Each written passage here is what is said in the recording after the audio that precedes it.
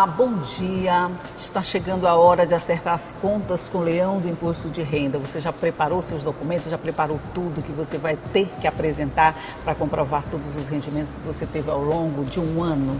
E a reforma tributária, o que você sabe a respeito? É sobre esses assuntos que nós vamos conversar no programa de hoje. E quem veio tomar café comigo para falar um pouco sobre todos esses assuntos, que à primeira vez já parecem muito complicados, foi a advogada tributarista Isabel Clark. Bom dia, Isabel. Bom dia. Inicialmente gostaria de agradecer a oportunidade de vir tomar esse café com você. Pois seja muito bem-vinda. Vamos conversar. Imposto de renda. Todo mundo tem medo do leão, é verdade? Todo mundo tem medo do leão. Mas por quê? Assim, a gente tem um ano inteiro de rendimentos, essa coisa toda, mas a gente sempre fica temeroso na hora de apresentar a conta para o leão, porque parece que ele cada vez é mais bravo, tudo que a gente fizer dá errado. Não é que dê errado, a gente tem medo de dar errado. Porque muitas vezes o valor que é cobrado, né, na verdade, a alíquota do imposto de renda, ela é uma alíquota alta.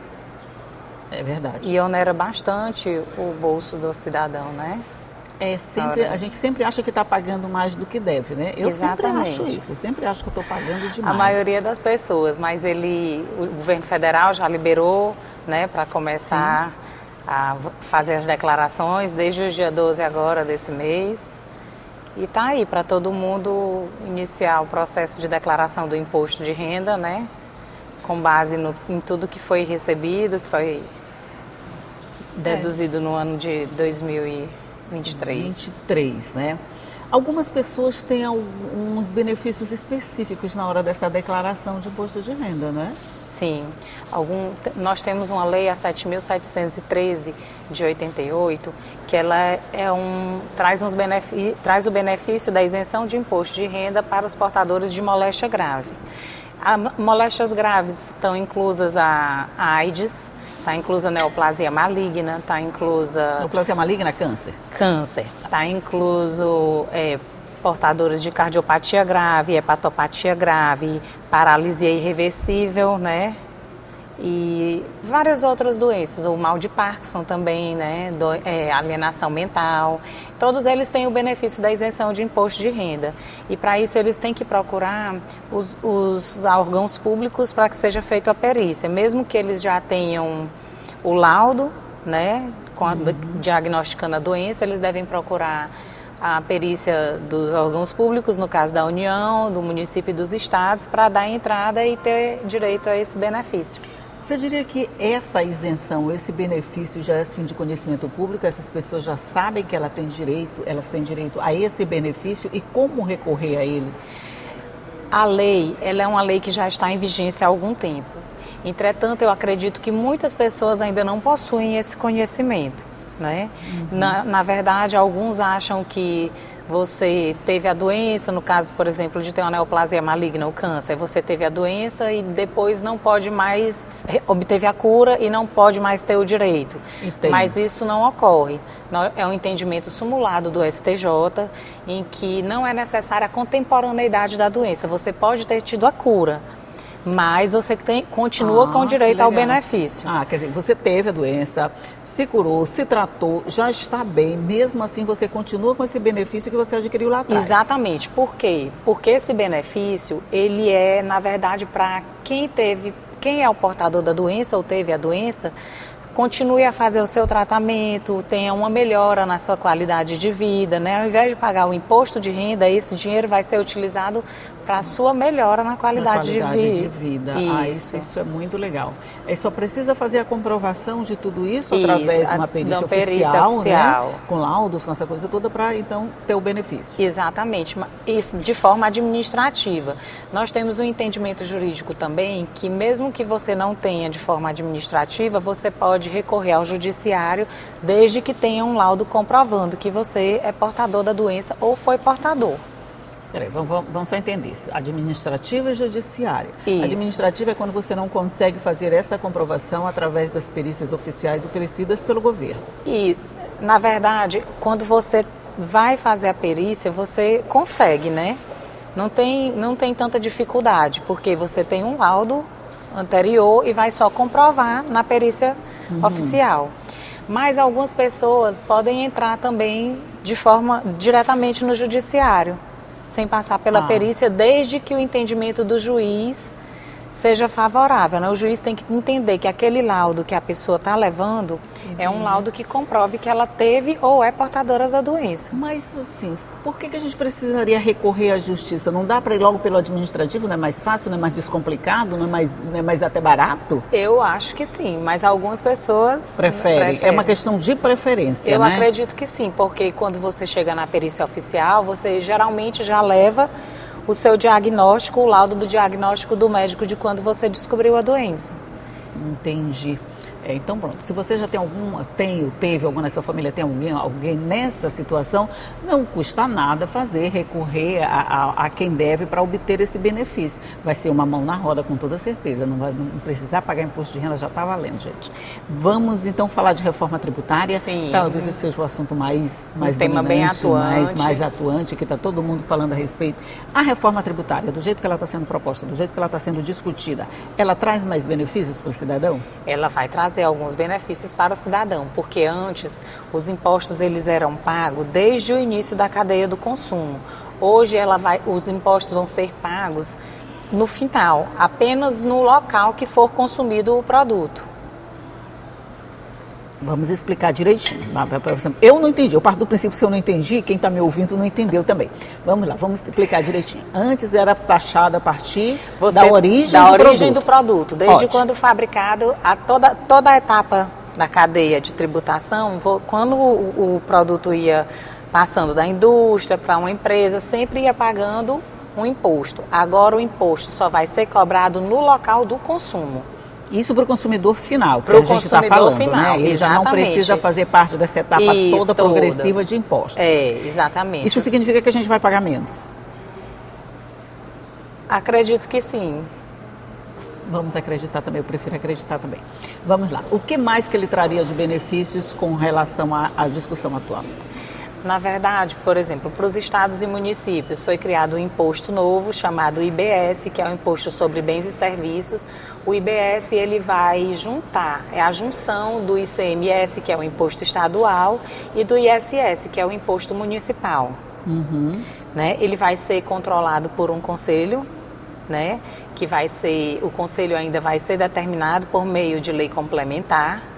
E a distribuição do lucro em relação a esse imposto vai ser uma coisa bem diferente, algo bem diferente, porque vai ser, por exemplo, o município que tem um contingente populacional maior vai receber mais, e o que tem um contingente populacional menor vai receber menos. Entendi. E imposto seletivo? O que seria o imposto seletivo, Isabel? O imposto seletivo. Esse imposto seletivo, ele é um imposto que está causando muitas dúvidas, porque ele é um imposto conhecido como imposto do pecado. Imposto do pecado? Exatamente. Pelo nome já não é coisa boa.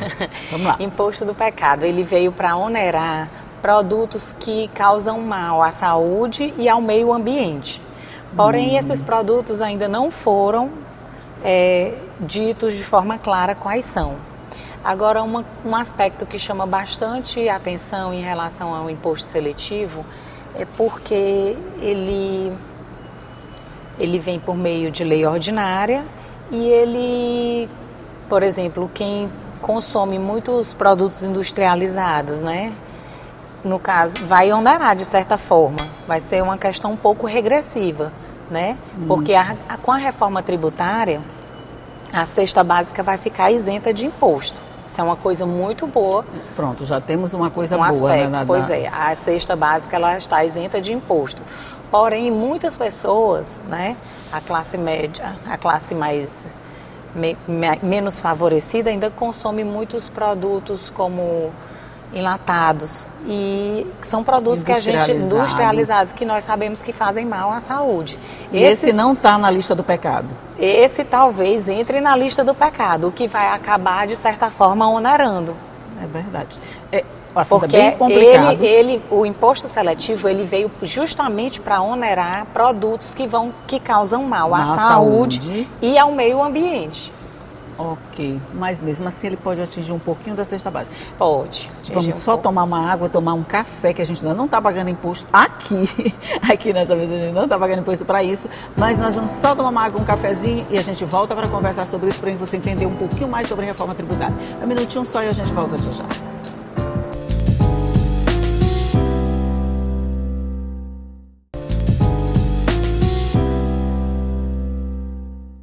Já estamos de volta conversando aqui sobre reforma tributária, imposto de renda e sobre todas essas coisas que afetam o nosso dia a dia, apesar da gente querer, às vezes, ficar até um pouquinho distante da discussão, mas não tem jeito, vai afetar a nossa vida. E a gente terminou o primeiro bloco falando desse imposto seletivo, que você deu um nome que eu achei super legal, que é o imposto do pecado. Imposto do pecado. Imposto do pecado, pelo que eu entendi, ele vai incidir sobre produtos que de alguma forma fazem mal à saúde. Apesar da gente ter falado dos industrializados, acho que a gente pode pegar bebidas e cigarros como exemplo, eles estão dentro dessa lista? Acho que o cigarro está dentro da lista, sim.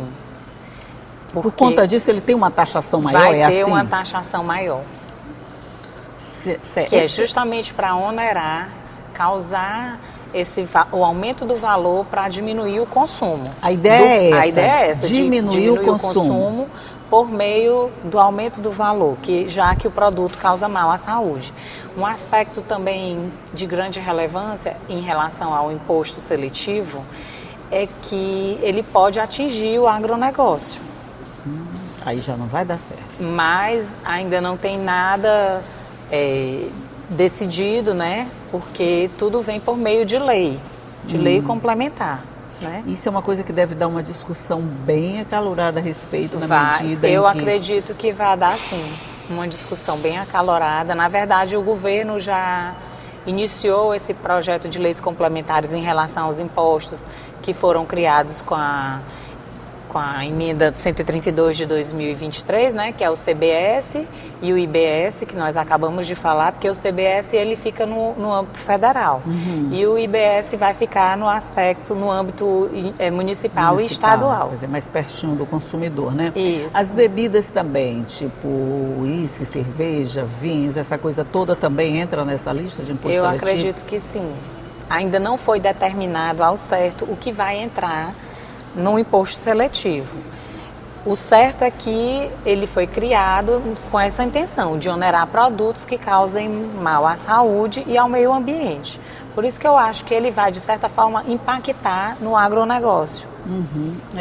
Mexe com o meio ambiente, né? Mexe com o meio ambiente e aí, por meio de lei, é que vai se dizer quais são os produtos que são nocivos ao meio ambiente. Esses produtos ainda não foram ditos, só quando for feita a lei complementar. Mas o que a gente pode afirmar com certeza é que produtos da cesta básica não serão atingidos por esse os produtos tipo de imposto. Algo muito bom com a reforma tributária. Os produtos da cesta básica não serão atingidos. Estão isentos. Essa dificuldade de discussão a respeito desse assunto, primeiro criou-se aquela figura do arcabouço da reforma tributária, né? A discussão a respeito disso para depois se começar a discutir pedaço por pedaço. A gente ainda pode levar um tempão até ter essa reforma toda discutida, ampliada, reduzida e aprovada? Aprovada a reforma já foi, mas nós vamos ter um tempo para poder a reforma entrar, ficar aprovada nesse sentido, de que ela entre em vigor completamente. Isso, nós temos até 2033. Vamos passar um período, né, de adaptação até que a reforma entre totalmente em vigor. Mas era uma reforma totalmente necessária, em virtude de que nós que eu digo assim, o Brasil em si é um país que tem uma alta taxa em relação aos impostos. De tributação, né? Isso. E o modelo adotado de imposto agora com a reforma tributária é um modelo já utilizado em mais de 170 países, o IVA, né?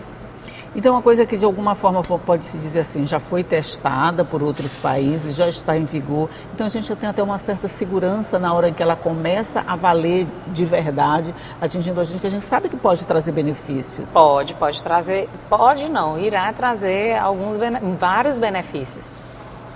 Com relação a grandes fortunas, como é que fica essa questão? As grandes fortunas também serão taxadas, né? Mas ainda não tem, na reforma tributária, não é aquela coisa, não tem só o básico. tudo vai ser por meio de lei complementar. Então, assim, muita coisa para a gente debater, a gente vai ter que esperar, né? Os estados já estão projetando, já estão iniciando a questão das leis complementares para que sejam aprovadas, né? Levadas para a Câmara, para a Assembleia, para que sejam aprovadas. E depois que as leis complementares saírem é que nós vamos ter realmente noção de como vai ficar. Por enquanto é como se fosse um pouco ainda de tiro no escuro, porque nós sabemos assim ainda que, por exemplo, em relação à cesta básica, ela teve esse aumento. Em relação ao agronegócio, não teve grandes benefícios, porém não foi prejudicada. Agora eu percebo que as pessoas que trabalham com o agro estão um pouco preocupadas em relação ao imposto seletivo, que também não se tem como dizer muito, porque ele também é por meio de lei. Quer dizer, ainda falta que ainda muita vai ser coisa elaborada, a ser regulamentada para a exatamente, gente descobrir exatamente quais são os benefícios, os pontos positivos ou negativos de cada um desses itens. Exato. Né? Agora o IBS, que vai ser introduzido, né? Já começa agora em 2027 e tem até 2033 para ele se adequar e ficar de vez como imposto. Por enquanto a gente vai ficar no meio utilizando ainda os impostos que estão em vigor, que é o ICMS e o ISS, até que seja regulamentado e aprovado todas essas leis complementares para colocar a reforma toda dentro do trilho. Até que o IBS, até que a sociedade se adapte, né? E o IBS entre em vigor completamente. A gente tem sempre aquela máxima que no Brasil, o pobre paga imposto, o rico não paga. A partir da utilização completa da reforma tributária, a gente pode dizer que isso vai ser um pouquinho menos desnivelado? A reforma tributária, ela veio não como uma forma de isenção de imposto. Todo mundo vai continuar pagando imposto.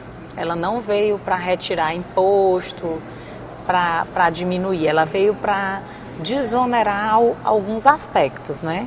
De certa forma, isso é muito bom. A gente pode dizer que essa disparidade entre ricos e pobres, um paga, outro não paga, a gente pode dizer que a partir de então a gente vai ter mais um equilíbrio dentro dessa situação. Exatamente, vai ocorrer um equilíbrio maior, um equilíbrio tributário maior, porque a cadeia tributária, ela onera demais as famílias de baixa renda. Isso. Doutora Isabel Clark, esse é realmente um assunto que a gente precisa estudar muito para ver os resultados dele na nossa vida prática, e a gente vai ficar torcendo para que esses resultados sejam muito benéficos. Eu acredito que vai ser bastante favorável, só de iniciar com a questão da cesta básica, que pesa no bolso do consumidor que tem uma renda menor, né? Ele é desfavorecido, e a cesta básica não sendo inclusa na questão do imposto, a gente já é um avanço, né? Isso. Já é um avanço. Mas olha, muito obrigada por suas informações. A gente vai entendendo mais daqui, à medida em que esse assunto vai sendo mais discutido, a gente passa a entender melhor e passa a perceber quais são os benefícios ou os pontos positivos e negativos que a reforma vai trazer. Muito obrigada pela sua participação e bom dia para você. Eu que agradeço. Bom dia. Bom dia para você também que está aí do outro lado, que já sabe que todo dia eu estou aqui te esperando às 9 da manhã com muita informação, café quentinho sempre. Tchau e até a próxima.